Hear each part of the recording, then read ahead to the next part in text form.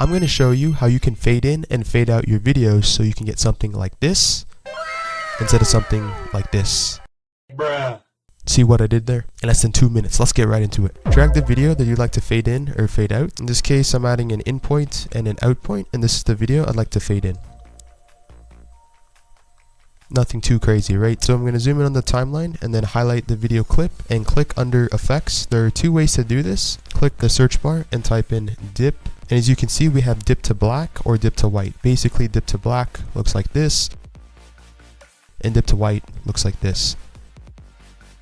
What you need to do is click dip to black, drag it onto the beginning of the video, and as you notice, it's now black. If we click play, that's what that looks like. Versus, well, you kind of get the point. You can adjust the dip or the fade in by clicking on the transition on your timeline as it's selected or highlighted and double tap. And as you can see, you can move this to the left and it's shorter and click OK.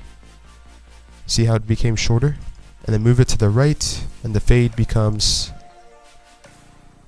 much longer in length. It expands. Do the same thing if you want. You can click the transition, you can delete, drag dip to white.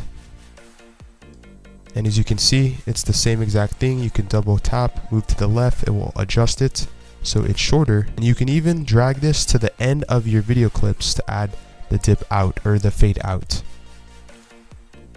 Another way to fade in or fade out video clips, click or highlight or select your video, go under to effects control, and under opacity you want to click this, which will add a keyframe. And then right here you can drag this to the left and it fades out or it's color black.